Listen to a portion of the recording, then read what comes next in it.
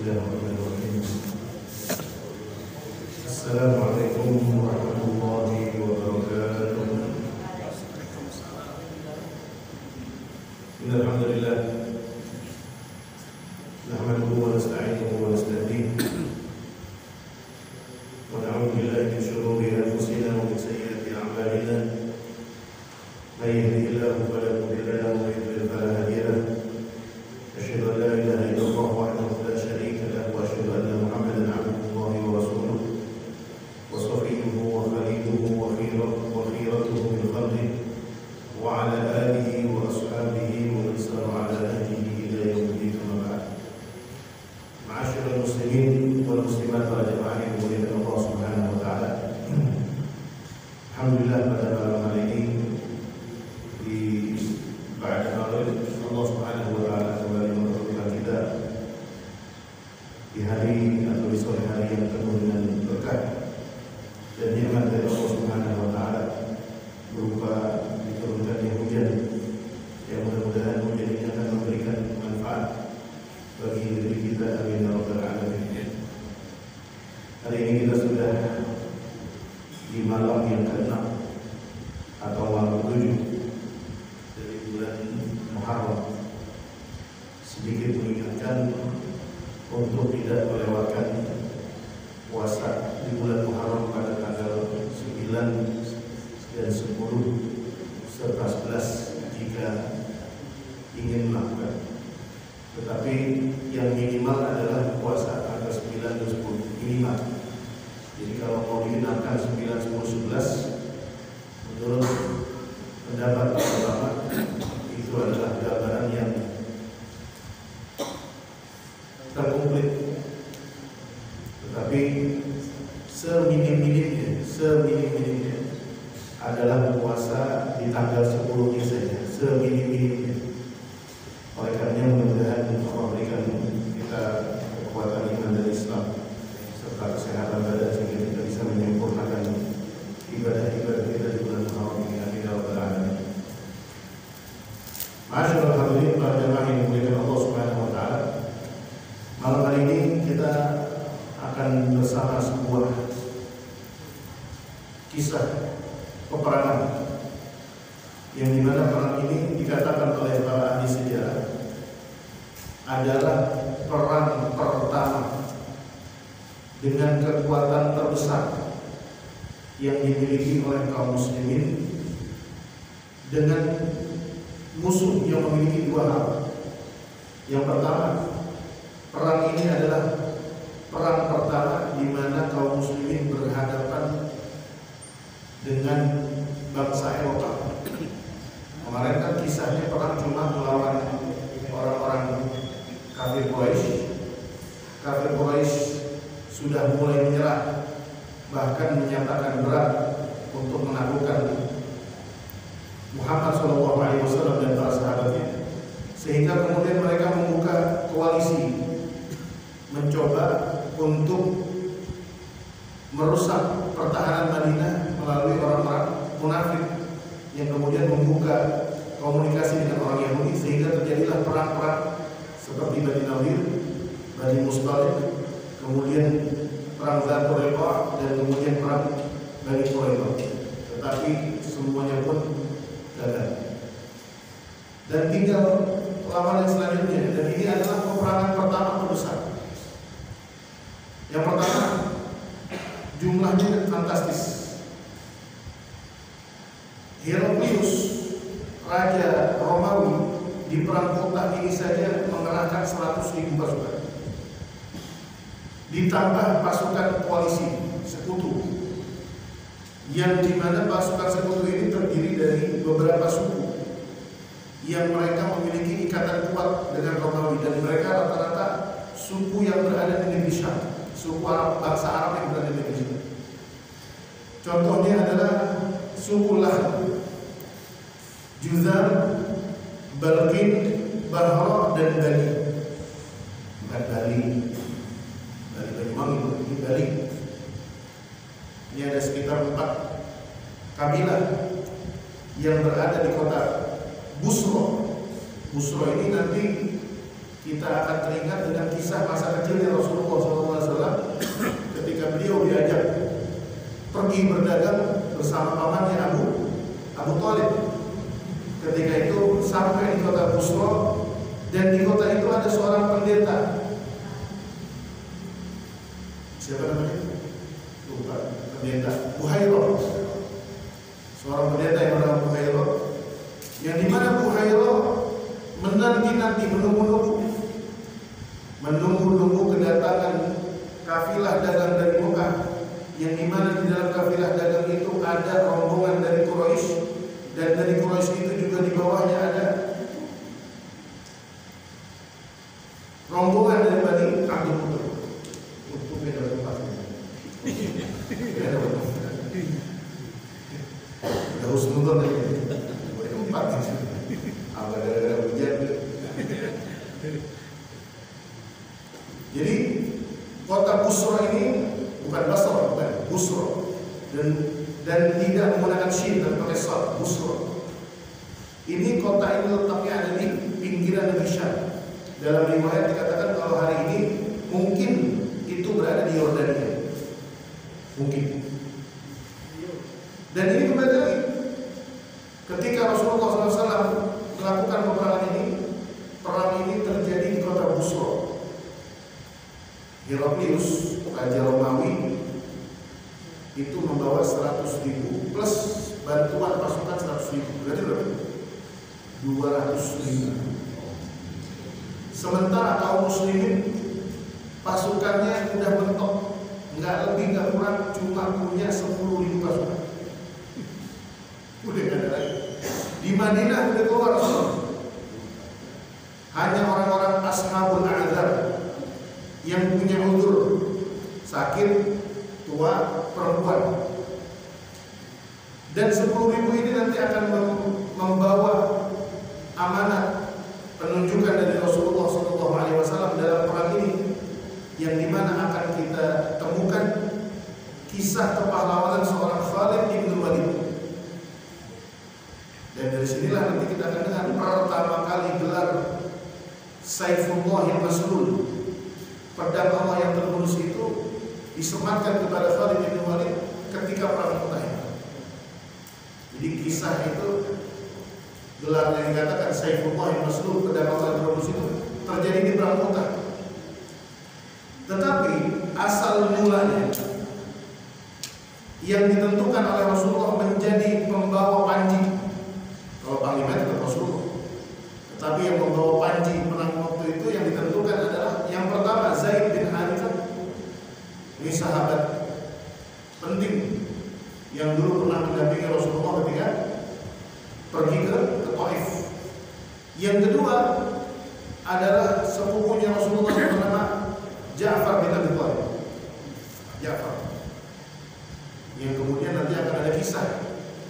Beliau disebut dengan gelar At-Tayyar, Ja'far At-Tayyar, atau dalam riwayat disebutkan para ahli sejarah disebut dengan Ja'far Dzul Janahain, Ja'far yang memiliki dua sayap. Dan yang ketiga, wasiat Rasulullah, pembawa panji perang itu yang ketiga adalah Abdullah bin Rawaha. Ketiga-tiganya ini adalah muhajirun, orang-orang muhajir. Dan seperti yang tadi saya katakan, ini adalah perang terbesar pertama yang dilakukan oleh kaum muslimin berhadapan dengan bangsa Romawi. Berat. Makanya nanti akan ada kisah nih. Ketika mereka tim spionase, kan gitu bahasanya, tim spionase turun, balik lagi. Kalau bahasa kita, komandan, musuh 200.000. Akhirnya senyap nih pasukan kaum muslimin. Gimana nih? Balik atau lanjut? 10.000 melawan 200.000. Dan ini dikatakan oleh para ulama, wa hadhil ma'rakatu akbaru liqa'in mufhim. Perang terdahsyat, bahasa begitu. Nanti kita akan melihat bagaimana saking dahsyatnya. Tetapi meskipun Allah berikan kemenangan, tetapi ini perang terdahsyat. Dalam riwayat ini perjalanannya saja, perjalanannya dari mana? Dari Madinah menuju ke tempat ini memakan waktu sekitar 10 hari. Jalan kaki itu 10 hari. Dikatakan wa hadhihi al-ma'rakatu akbaru liqa'il mudhin wa a'dhamu harbin nabiyyin khawwaha al-muslimun fi hayati Rasulullah. Perang terdahsyat, meskipun nanti akan ada Tabuk, tetapi Tabuk ini persoalannya tidak lagi. Makanya nanti akan ada kisah munculnya seorang Khalid bin Walid setelah 3 orang yang membawa panji ini semuanya syahid di tengah-tengah perang. Di hari pertama perangnya 3 orang panglimanya membawa panji mati, dan matinya itu bermacam-macam ceritanya. Nanti akan ada kisah yang sangat herois. Besoknya menjelang hari kedua perang belum selesai, 200.000, 10.000 lawan. Terjadilah musyawarah yang membahas siapakah panglima keempat, pembawa panji keempat di sana. Muncullah perintah di situ dari Rasulullah yang memerintahkan kepada Khalid bin Walid. Dan perang ini terjadi pada bulan Jumadil Ula tahun ke-8. Nama Mu'tah itu sendiri, Mu'tah, adalah diambil dari sebuah kampung, Qaryatun bi adna Balqa Syam, sebuah perkampungan yang ada di ujung semenanjung negeri Syam. Kan dekat. Bahkan kalau letaknya Maroko ini kan negeri Arab Afrika. Maroko itu dekat dengan Spanyol. Siapa tuh pemain Barcelona, pemain Barcelona yang lagi dikenal?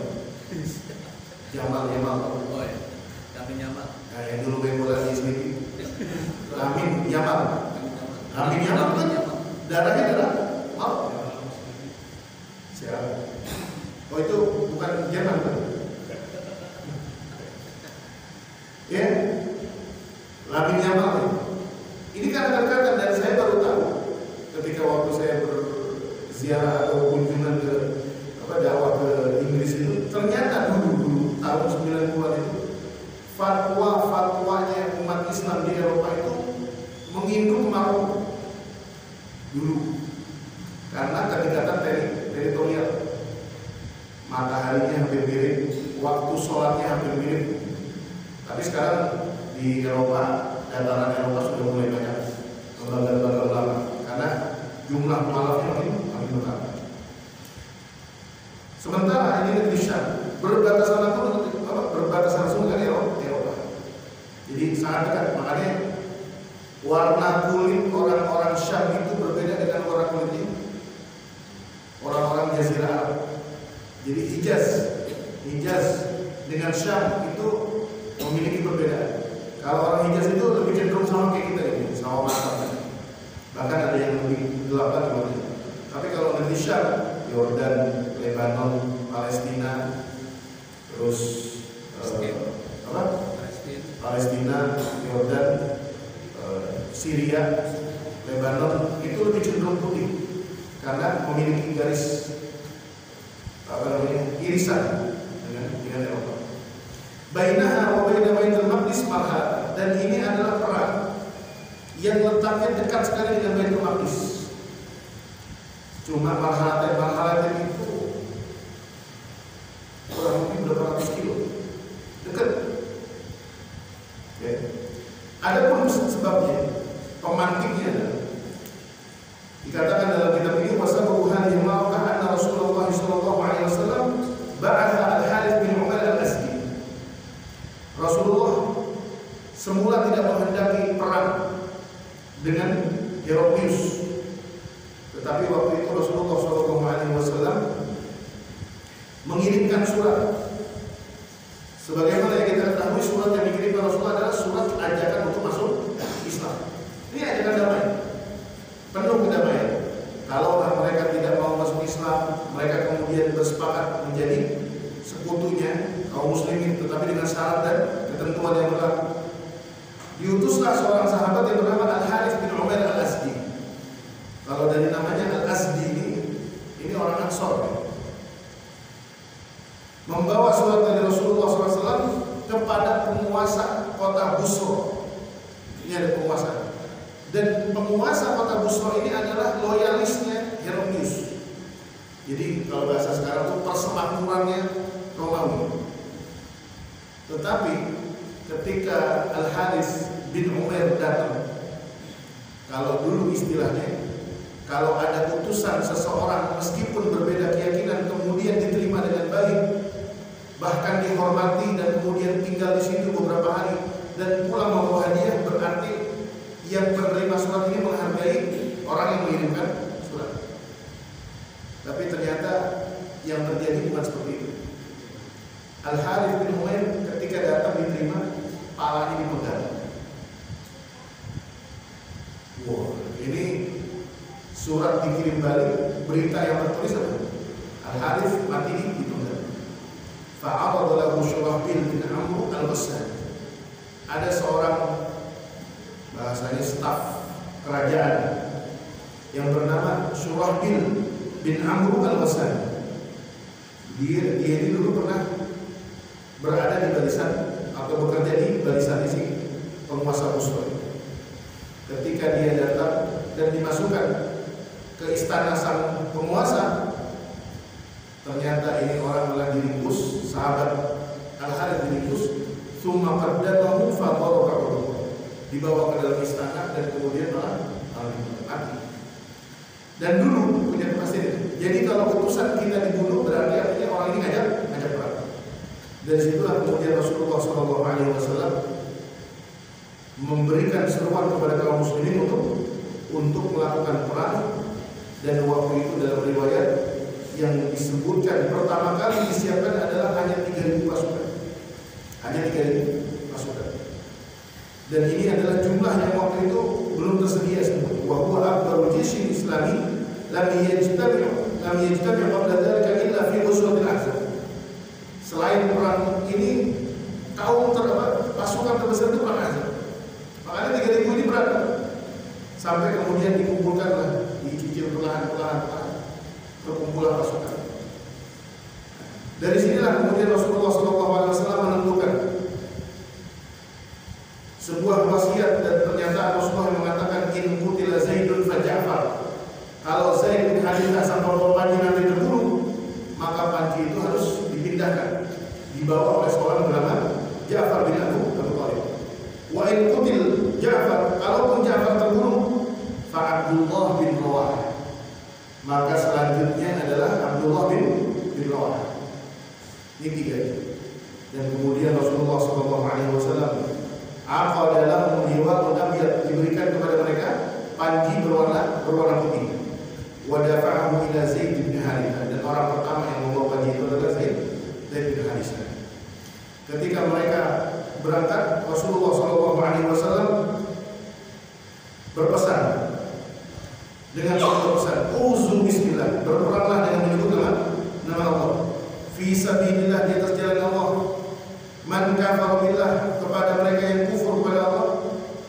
Pesan selanjutnya, la taghdiru, jangan berkhianat, wala taghlu, jangan melakukan kecurangan, wala taqtulu walidan wala imra'atan, jangan membunuh anak-anak dan orang perempuan, wala kabiran faniyan, dan jangan membunuh orang tua, wala mun'azilan bisawmatin, dan jangan membunuh orang yang sedang ibadah, wala taqta'u nahlan wala syajarah, dan janganlah kalian menghancurkan pepohonan, wala tahdimu bina'an, dan jangan menghancurkan bangunan apapun. Fokus kepada lawan. Ini wasiat Rasulullah yang dijadikan pegangan oleh ulama dalam ilmu fikih kalau membahas tentang bab jihad. Kalau sembarangan. Tapi yang baru terjadi di Gaza, baru dirilis di beritanya hari ini, baru keluar dari NHCR. Ini ada fakta yang mengerikan. Tepung yang dibagikan oleh lembaga-lembaga kemanusiaan yang konon katanya mendapatkan legalitas dan izin dari pemerintah Zionis dan Amerika, itu tepung mengandung narkotika. Dicampur, ada sabu-sabu, ada serbuk yang dimasukkan ke dalam tepung-tepung yang dibagikan oleh mereka.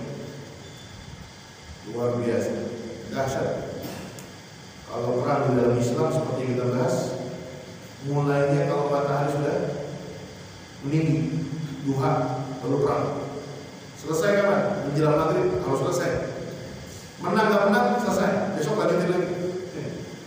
Kalau dari negara kamu Melayu kan justru jadi subuh. Merebut lagi buka musola 3:30. Murotal udah mulai perang pecah. Jam 5:30 tuh usus berantakan, tangan putus. Alhamdulillah. Nah ini makanya tantangan bagi kita. Kalau kita pusing atau nyut-nyutan membahas tentang Gaza, di tanah air pun juga pusing sama. Kemarin ada penggerebekan pesta kaum mungkin. Aduh, nyut-nyutan banget. Itu yang ditangkap laki-laki umurnya 40-an, 50-an udah tua banget.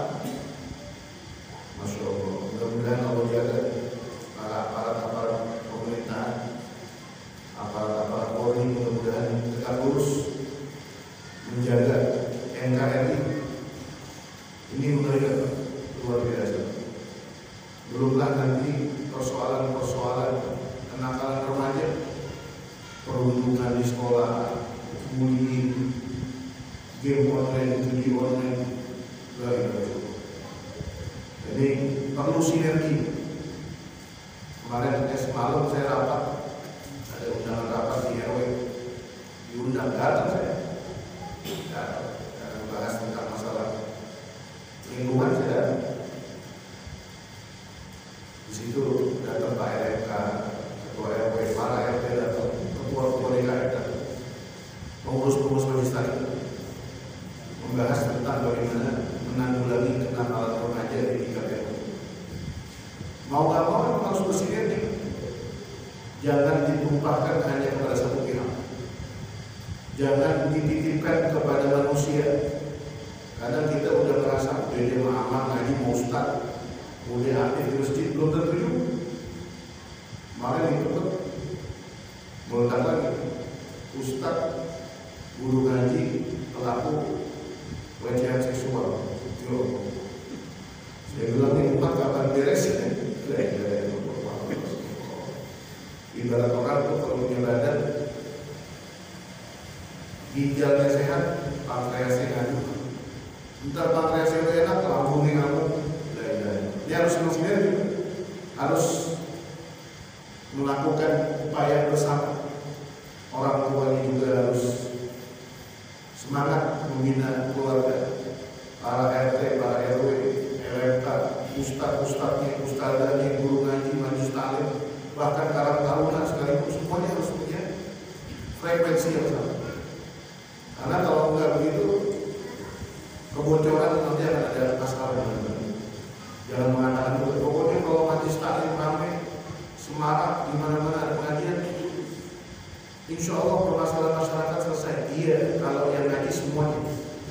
Tapi kalau ada satu RW pengajian 5 yang datang L4, lu lagi. Di satu RW 5 majelis taklim, yang datang dia dong tuh kita sini. Pas saya datangin, dia lagi. Yang lain mana? Yang lagi ngepret apa itu namanya? Kartu tuh, gapai, kagak. Yang lagi wiridan pakai apa? Game online, kagak. Artinya emang harus ini. Kalau istrinya soleha, punya suami main game online itu cabut aja handphone, berangkat lagi. Sebaliknya juga, kadang ada ibu-ibu kalau pengajian males, tapi kalau diajak dansa di RT lah, paling betul. Jilbab merah, baju merah, celana merah, sepatu merah, kayak udah habis direbus. Masalah selesai kan? Karena butuh sinergi. Baru setelah itu nanti akan ada pencerahan. Itu semalam saya lewat pulang rapat, baru selesai rapat itu 11:30. Ketemu bocah-bocah kan lagi liburan. Umurnya berapa? Anak SD umur 8 tahun, 10 tahun kan. Umur saya SD kan. Itu jam 11:30 mau pulang.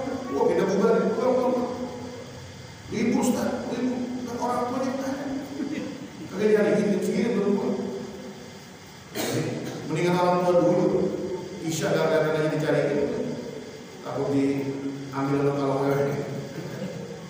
Cerita itu dulu.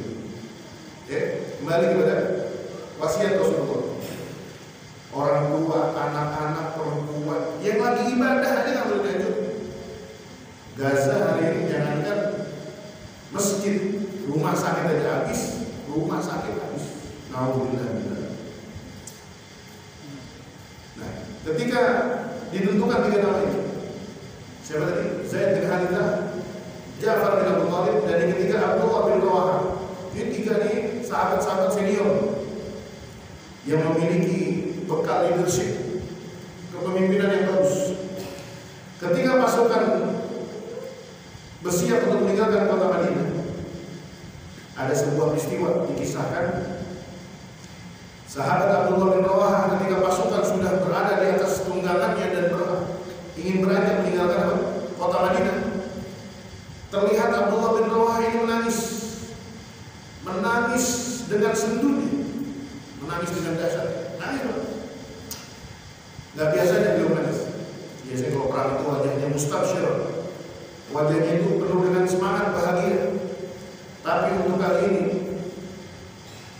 ketika para pembawa panji perang dan kemudian pasukan yang jumlahnya yang tadi dikatakan dalam riwayat pertama 10.000, tetapi jumhur mengatakan 3.000 ini dikumpulin akhirnya makan 10.000. Ketika diketemukan dalam rombongan itu, terlihat wajah Abdullah bin Rawaha menangis terseduh-seduh.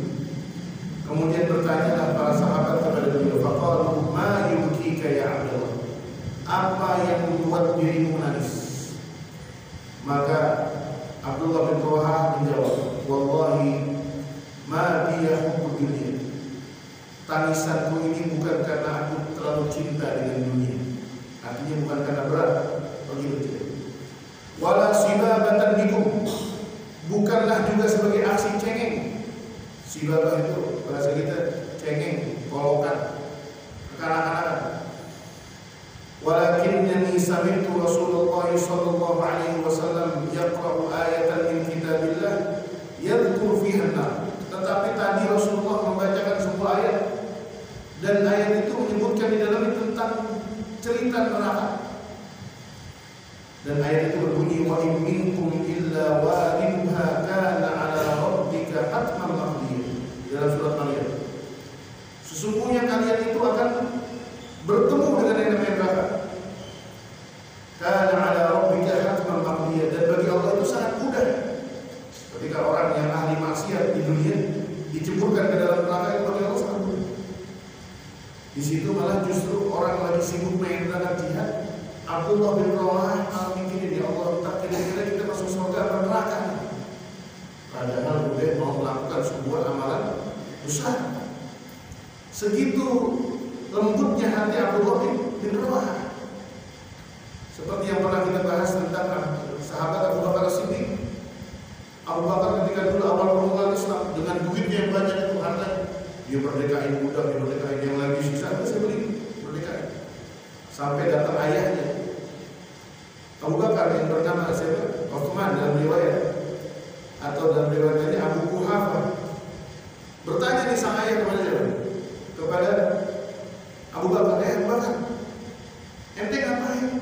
Tuh duit habis dibeliin apa? Budak. Habis dibeliin murah-murah nanti pakai. Tuh budak, ente bawa ke rumah semua kerja enggak? Udah pulang. Apa jawaban Abu Bakar sih? Ketika itu sayang duitnya.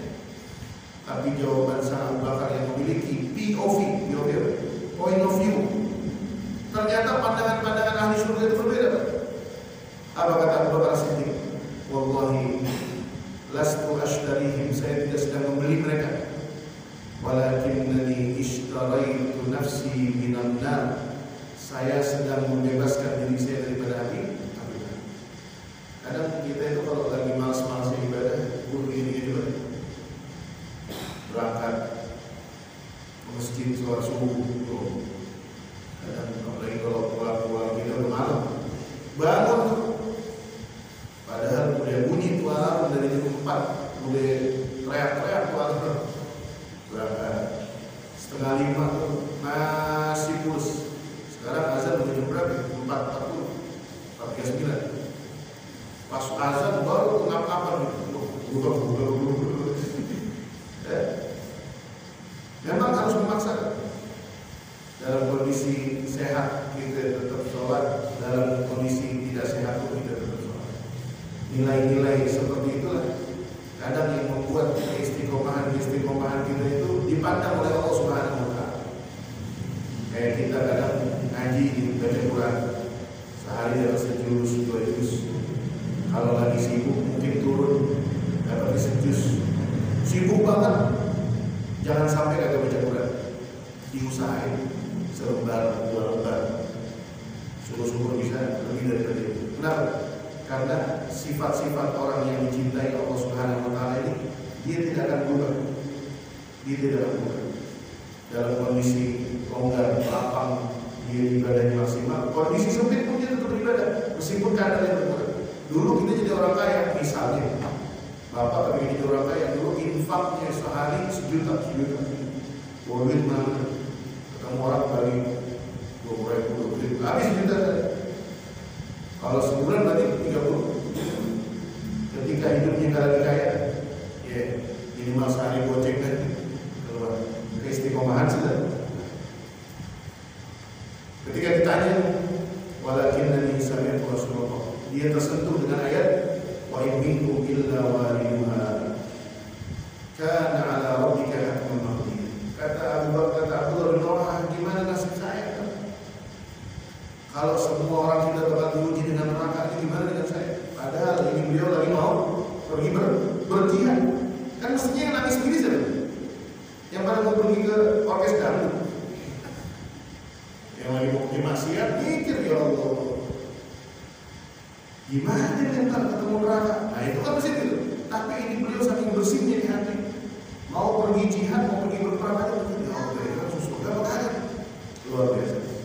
Kemudian para sahabat mendoakan sahabatullah bisalamah wa dafa'ankum wa raddakum ilaina shalihin ghanimin. Semoga engkau pulang ke kampung nanti kembali lagi ke sini dalam kondisi menang dan dalam kondisi sehat. Tetapi beliau kemudian mengatakan bahwasanya tidak ada siapapun yang turun berjuang di jalan ini kecuali mengharapkan Tuhan. Hidup dalam kondisi mulia atau mati syahid. Kemudian berangkatlah di pasukan. Ketika pasukan sudah berkumpul di sebuah daerah yang namanya Ma'an, nyampe kampung di Busra namanya Ma'an. Dan inilah tadi saya katakan laporan dari tim spionase menyebutkan lawan jumlahnya 200.000. Kalau bahasa kita jika ini sampai kemudian ada usulan gimana kalau perangnya kita tunda aja. Ini nggak berbanding nih. Tetapi kemudian keputusan bulat dan lagi-lagi Abdullah bin Rawah yang mengatakan fa innama hiya ihdal husnayain. Kita nggak ada pilihan lain, di hadapan kita cuma 2 pilihan. Imma zuhur wa imma syahadah. Kalaulah kita tidak menang, kita akan mati syahid. Dan ini di perang ini Pak, di perang Mu'tah, korban nyawa mati syahid kaum muslimin cuma 12 orang. 12 orang Pak. Sementara pasukan Heraklius dengan koalisinya itu tidak terhitung dan mereka kalah, lari kotak-matik 200.000, lari kotak-matik. Sebabnya apa nanti dibahas.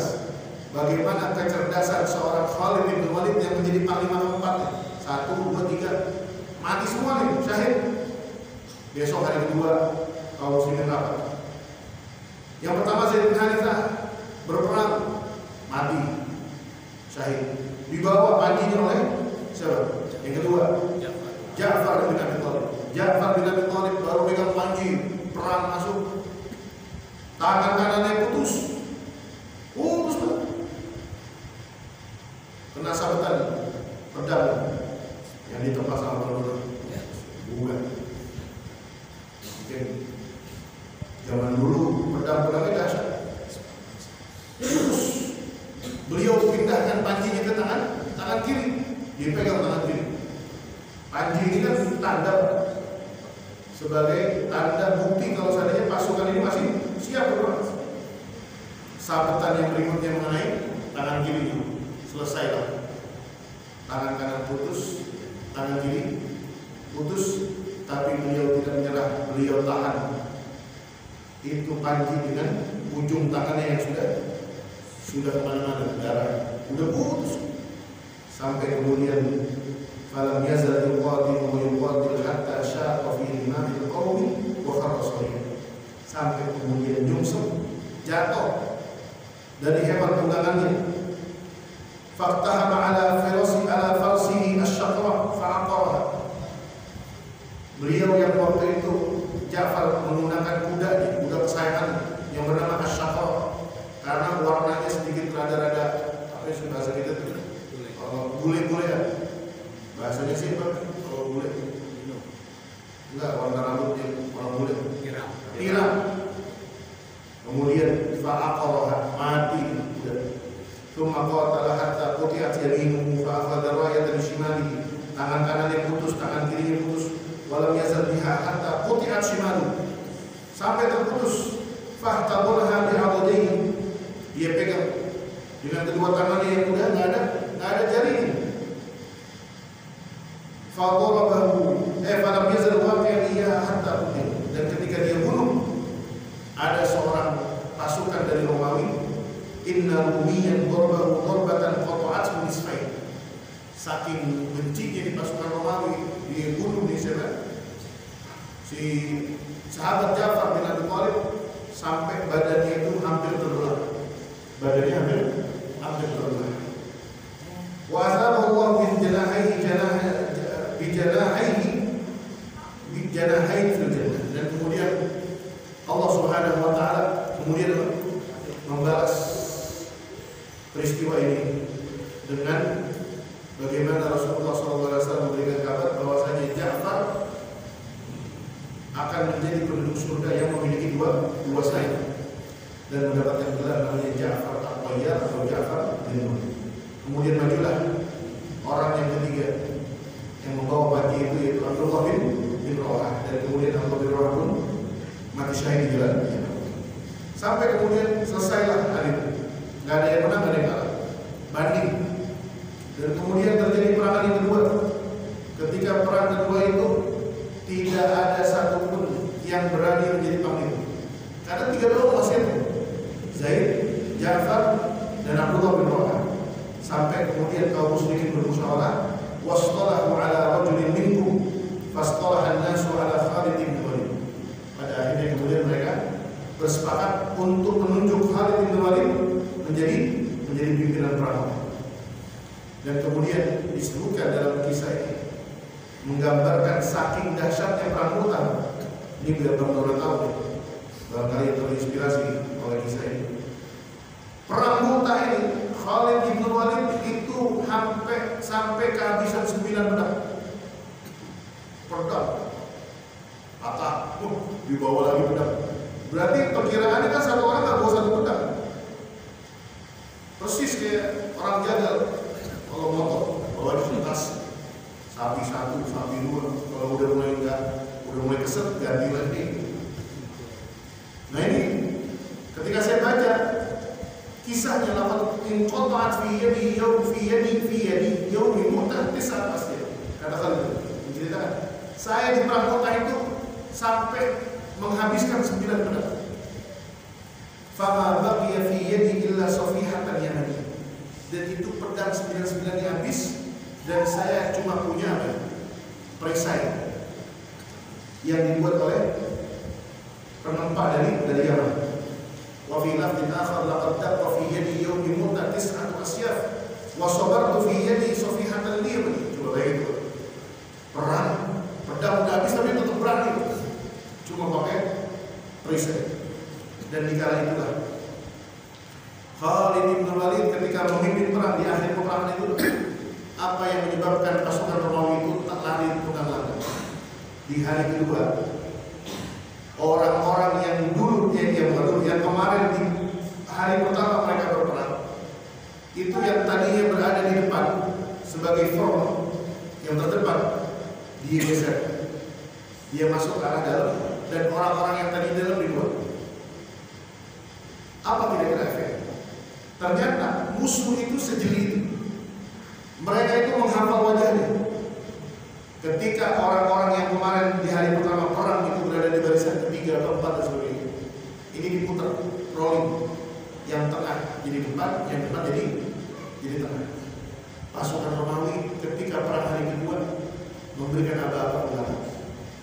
Kaum muslimin punya bantuan pasukan. Kenapa? Karena wajah yang hari ini di depan berbeda dari wajah yang kemarin. Padahal itu wajah yang sama, cuma beda posisi. Yang di belakang sudah ke depan, yang di depan sudah ke belakang. Dan kemudian yang kedua, pasukan yang ada di kanan pindah ke sisi kiri, yang sisi kiri jadi sisi kiri. Kayak nih. Sampai kemudian orang-orang Romawi mengatakan,